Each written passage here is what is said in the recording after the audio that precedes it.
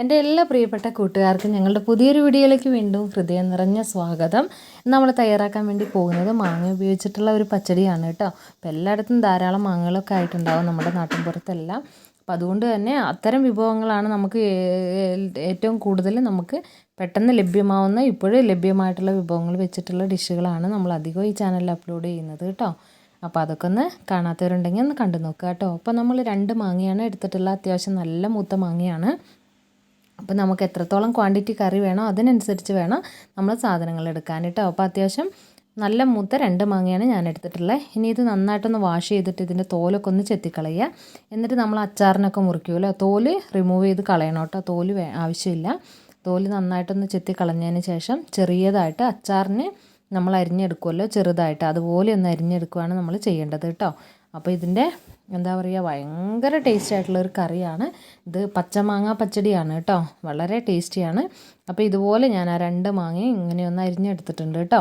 പിന്നെ ഇതിലേക്ക് നമ്മൾ ആകെ ഒരു മുളകാണ് നമ്മൾ ഈ ഒരു മാങ്ങ വേവിക്കുമ്പോൾ ചേർത്ത് കൊടുക്കുന്നത്. ബാക്കിയുള്ള മുളകെല്ലാം നമ്മൾ ഇതിലേക്കുള്ള അരപ്പിൻ്റെ കൂടെയാണ് ചേർത്ത് കൊടുക്കുന്നത് കേട്ടോ. തേങ്ങേൻ്റെ അരപ്പിൻ്റെ കൂടെയാണ് ചേർത്ത് കൊടുക്കുന്നത്. ഇതിലേക്ക് പിന്നെ നമ്മൾ മറ്റുള്ള പച്ചടീനെ അപേക്ഷിച്ച് ഉള്ളികളൊന്നും തന്നെ, ചെറിയുള്ളിയോ വെളുത്തുള്ളിയോ ഒന്നും തന്നെ ആവശ്യമില്ലാത്തൊരു കറിയാണ്. എന്നാൽ വളരെ ടേസ്റ്റിയാണ് കേട്ടോ. പിന്നെ ഇതിലേക്ക് 2 മാങ്ങയിലേക്ക് ഞാനൊരു 1/4 മുറി അളവിൽ തേങ്ങ എടുത്തിട്ടുണ്ട്. പിന്നെ അതിലേക്കൊരു 6 പച്ചമുളകും എടുത്തിട്ടുണ്ട് കേട്ടോ. മുളകിൻ്റെ എണ്ണമൊക്കെ നമുക്ക് കിട്ടുന്ന മുളകിൻ്റെ എരിവ് അനുസരിച്ച് കൂട്ടുകയും കുറയ്ക്കുകയൊക്കെ ചെയ്യണം കേട്ടോ. പിന്നെ ഇതിലേക്ക് ഒരു 3/4 ടീസ്പൂൺ അളവിൽ കടുക് വേണേ, പച്ച കടുക്. ഈ ഒരു അരയ്ക്കുന്ന അരപ്പിൽ ജീരകവും മഞ്ഞൾപ്പൊടി അങ്ങനെയൊന്നും തന്നെ ചേർക്കേണ്ട ആവശ്യമില്ല. തേങ്ങയും മുളകും അതുപോലെ തന്നെ കടുകുമാണ്. ഒരു 3/4 ടീസ്പൂൺ അളവിൽ കടുകും കൂടി ചേർത്ത് കൊടുത്തിട്ടുണ്ട് കേട്ടോ. അപ്പോൾ അതൊന്ന് അരച്ചു കൊണ്ടുവരണം. പിന്നെ നമ്മളൊരു ചട്ടി അടുപ്പത്ത് വയ്ക്കുക. ചട്ടിയിലേക്ക് നമ്മൾ ചെറിയ കഷ്ണങ്ങളാക്കി അരിഞ്ഞു വെച്ചിരിക്കുന്ന മാങ്ങയൊന്ന് ഇട്ട് കൊടുക്കുക. എന്നിട്ട് അതിലേക്ക് വളരെ കുറച്ച് വെള്ളം ഒഴിച്ചാൽ മതി. കാരണം ഇതൊന്ന് തിള വരുമ്പോഴത്തേക്കും, വെള്ളം ചൂടായി ഒന്ന് തിളച്ച് വരുമ്പോഴത്തേക്കും ഈ മാങ്ങ വെന്തിട്ടുണ്ടാവും കേട്ടോ. അപ്പോൾ ഒത്തിരി വേവിക്കരുത്. അപ്പോൾ അതിലേക്ക് നമ്മളിത് 1 ഗ്ലാസ് അളവിൽ വെള്ളം ഒഴിച്ച് കൊടുത്തു. ഇനി ഇതൊന്ന് തിളയ്ക്കട്ടെ. ഇതിലേക്ക് കറിക്ക് ആവശ്യത്തിനുള്ള ഉപ്പ് ചേർത്ത് കൊടുക്കുന്നുണ്ട്. പിന്നെ ഒരു പച്ചമുളക് കട്ട് ചെയ്ത് ചേർക്കുന്നുണ്ട്. കാരണം ഈ ഒരു പച്ചമുളക് പോരാ, ഞാൻ പറഞ്ഞല്ലോ തേങ്ങയുടെ കൂടെ പച്ചമുളക് നമ്മൾ അരച്ച് ചേർക്കുന്നുണ്ട് കേട്ടോ. അപ്പോൾ അതുകൊണ്ടാണ്. അപ്പോൾ ഉപ്പ് ചേർത്ത് കൊടുത്തിട്ടുണ്ട്. അതുപോലെ തന്നെ ഒരു പച്ചമുളക് ചേർത്ത് കൊടുത്തിട്ടുണ്ട്. ഇനി ഇതിലേക്ക് ഒരു 2 തണ്ട് കറിവേപ്പിലയും കൂടി ഇട്ടതിന് ശേഷം ഒന്ന് അടച്ച് വെച്ചിട്ട് ഒന്ന് തിളക്കട്ടെ കേട്ടോ. ഒറ്റ തിള വന്നാൽ മതി. കാരണം നമ്മൾ തോല് റിമൂവ് ചെയ്ത് കളഞ്ഞുകൊണ്ട് തന്നെ മാങ്ങ വെള്ളം ഒന്ന് ഒറ്റ തിളയ്ക്കുമ്പോഴത്തേക്ക് ഈ മാങ്ങ വെന്ത് വരും കേട്ടോ. ഇത് കണ്ടില്ലേ, ഇപ്പം തന്നെ നമ്മുടെ മാങ്ങ ദേ ഇവിടെ വെന്തിട്ടുണ്ട്. ഇത് കണ്ടില്ലേ, ഈ ഒരു പരുവം മതി. അല്ലാതെ ഒത്തിരി അങ്ങ് വേവിച്ചെടുത്തിട്ടുണ്ടെങ്കിൽ ഇതങ്ങ് അലിഞ്ഞു പോകും കേട്ടോ. അപ്പോൾ കഷ്ണമായിട്ട് നമുക്ക് ഈ കറിയിൽ ഈ ഒരു മാങ്ങേൻ്റെ പീസ് അങ്ങനെ തന്നെ ചെറുതായിട്ടൊന്ന് വെന്താൽ മാത്രം മതി.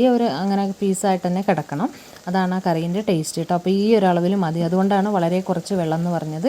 അപ്പോൾ അതേ നമ്മുടെ തേങ്ങ നന്നായിട്ടൊന്ന് അരച്ചെടുത്ത് കൊണ്ടുവന്നിട്ടുണ്ട്. തേങ്ങയും മുളകും കടുകും കൂടി ആ അരപ്പും കൂടി ഇതിലേക്കൊന്ന് ചേർത്ത് കൊടുക്കുക. ഇനി നമുക്കൊരു തവി ഉപയോഗിച്ചിട്ട് നന്നായിട്ട് ഇതൊന്ന് ഇളക്കി കൊടുക്കുക കേട്ടോ. ആ തേങ്ങേൻ്റെ എല്ലാ ഭാഗത്തേക്കും ഇത് കണ്ടില്ലേ, കഷ്ണങ്ങളായിട്ട് തന്നെ മാങ്ങ കിടക്കുന്നുണ്ട്. എന്നാൽ കുറച്ചൊക്കെ ഒന്ന് ഇതായി പോയിട്ടുമുണ്ട് കേട്ടോ. ഭയങ്കര ടേസ്റ്റിയുള്ള കറിയാണ് കേട്ടോ. നല്ല ഈ ഒറ്റൊരു കറി മതി നമുക്ക് ഇഷ്ടം പോലെ പിന്നെ ചോറ് കഴിക്കാനായിട്ട് കേട്ടോ. അതുപോലെ നല്ല അടിപൊളി കറിയാണ്. എന്നാൽ ഇത് പെട്ടെന്ന് കേടാവുകയൊന്നുമില്ല. നമ്മളെ പച്ചടി പോലെ തന്നെ 2-3 ദിവസമൊക്കെ വെച്ചിരുന്ന് കൂട്ടാനായിട്ട് നല്ല ടേസ്റ്റാണ് കേട്ടോ.